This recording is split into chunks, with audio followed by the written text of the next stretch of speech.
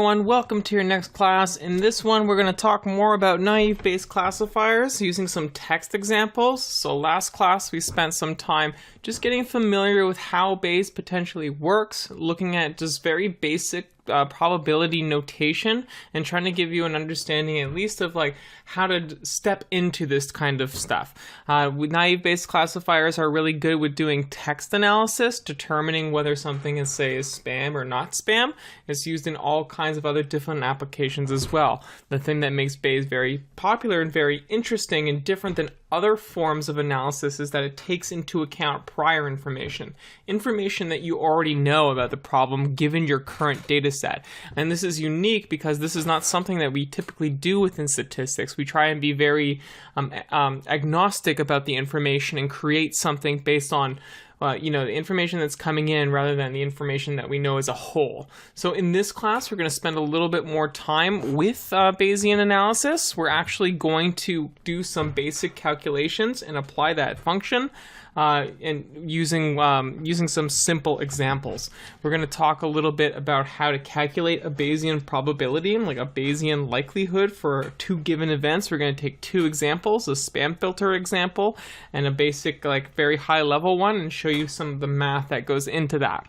Okay, so we're hoping by the end of this class you're going to have a basic understanding of how to calculate these things, and then for our coding we're going to spend a lot of time doing actual natural language processing to create NLP naive Bayes classifiers.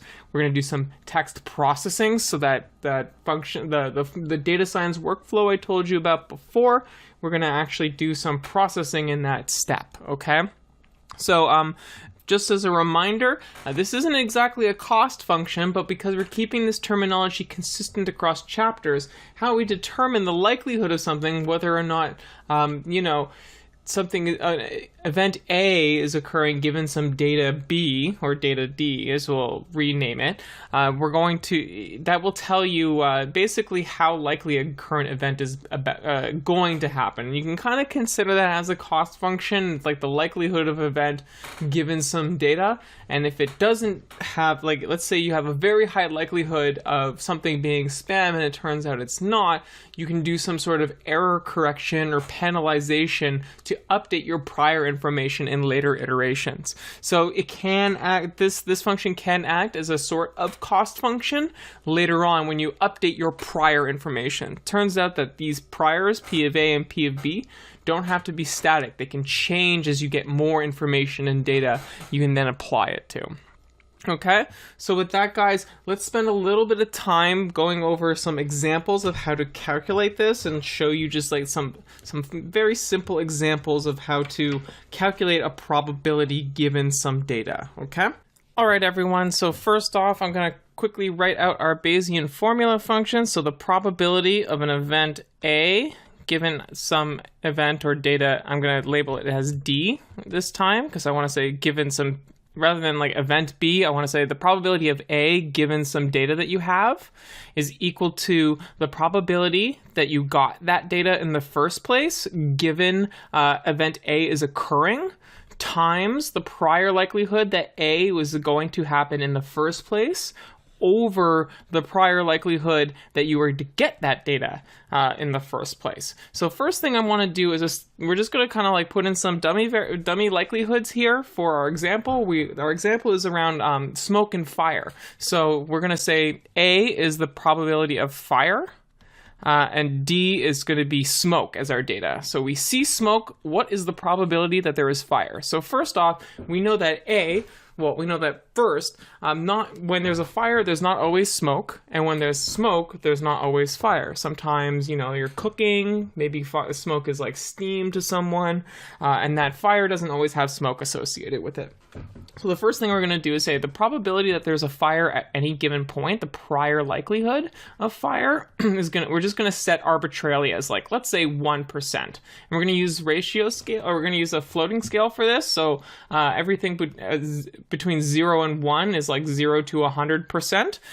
We're also going to say the probability that there is smoke at any given point is something closer to 10% because, like, you know, let's say cooking, right? So we're going to have a lot more smoke in our everyday life than we would fire. Okay? And so how we would do this calculation is this is something called the chain rule when we multiply probabilities together. So we're going to say that the probability that there is smoke, or probability that there is smoke given that there is a fire, we're going to set as like 90%. Usually when there is smoke, there is fire, but not always. So we're going to say 90% of the time, if we see smoke, we should suspect fire. And then we're going to times that by the likelihood that there is fire in the first place. Oops, I was going to put P. So we're going to times that by 0.01 over the prior likelihood that there is smoke at any given point, which is 0.1.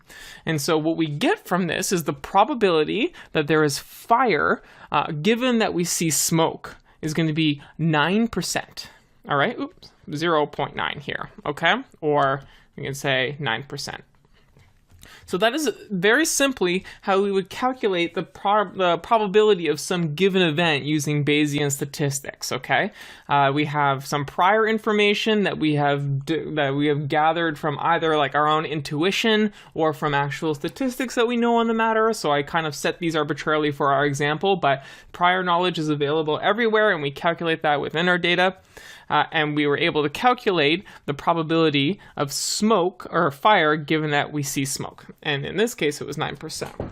Next, I want to show you quickly how we might calculate something given some spam, for instance. So let's say we'll remove some of this. Let me erase some of this information here. Get my eraser going. Okay, let's erase these priors, and we still have our formula. All right, perfect. So now what we're going to do is we're going to do some calculations of spam. So first off, our prior likelihood, so we're going to say, instead of this being fire, we're going to say spam, and our data is going to be some words, okay? So first off, we're going to say that in general, for every email you receive, let's say that 40% of the emails that you receive are in fact spam, which is a lot of emails, but in this case, we're going to do that. So prior probability of A in the first place equals 0.4. Okay, therefore, what we could say is, we'll see what the probability of certain data that we get this data in the first place. So let's create some spam. Let's create some spam words. So I'm going to create this little thing called spam, and I'm going to give you a couple of spam word examples. So first off, one of the classic ones that we always see with spam is with Viagra or something. So for spam words, Viagra, if we see Viagra in a sentence, there's let's say, a 90% chance that that email is in fact spam. But let's say, there's a word like bank statement. I'll also put quotes around here. Bank statement. Very less likelihood that this is in fact spam, right? Because, maybe it is, but usually not. Maybe someone's trying to fish for your accounts, so we're going to give that a smaller likelihood that this isn't spam, let's say, or that this is spam, let's say 30%. And what we can then do is say, okay, well, if we have a whole bank of words that we have labeled as spam and not spam, targeted, we could say, okay, a certain email, so we're going to say D, has the word Viagra and bank statement in it, okay? I'm going to put this in a list. Viagra. And I'm just going to shorten this to bank S. Bank S. ... Okay? And so because we have these likelihoods 0.9 and 0.3, using the statistical rule called the chain rule, if, in order to calculate the likelihood that event 1 and event B happened, you would multiply those probabilities together. So we do 0.9 times 0.3, which would give us 0.27. So D, in this case, our prior likelihood of this information is, 0.27. So what we can then do is calculate the likelihood that this thing is in fact spam given this information. So how we do that is say, okay, let's say that with both of this information, the likelihood of Viagra and bank statement is 0.27, and then times the likelihood that this is spam in the first place, because in general 40% of the time we get spam no matter what it is, even if it doesn't have these words, and then over the likelihood that we would get this data in the first place. So let's say that Viagra and bank statement is like very unlikely to happen. Like these two words don't generally coincide very often, so we can give that like a 0.01. There's a 1% chance that you would ever get these words in any document ever. Okay, and if we calculate this would equal some small number. Let's say 0.27 times 0.4 is actually let's just quickly let me do this calculation. So what did we learn today, guys? We learned a couple of very quick examples of how naive Bayes classifiers work. We spent a little bit more time with the Bayes formula and giving you a couple of hands-on examples. So in our next class, we're going to spend half of our time taking a piece of text and quantifying it. So we're going to get our naive Bayes classifier to count the words and just create like simple TF, IDF scores for them. I'll remind you what those are in our next class. This is natural language processing that was discussed in my previous course. So it'll be a little bit reminder for those of you who have taken that course. And we're going to take all of that text information, quantify it, massage it down into a set of numbers that our machine learning naive Bayes classifier algorithm can use to create some sort of probability likelihoods. So thank you very much, guys, and see you in that class.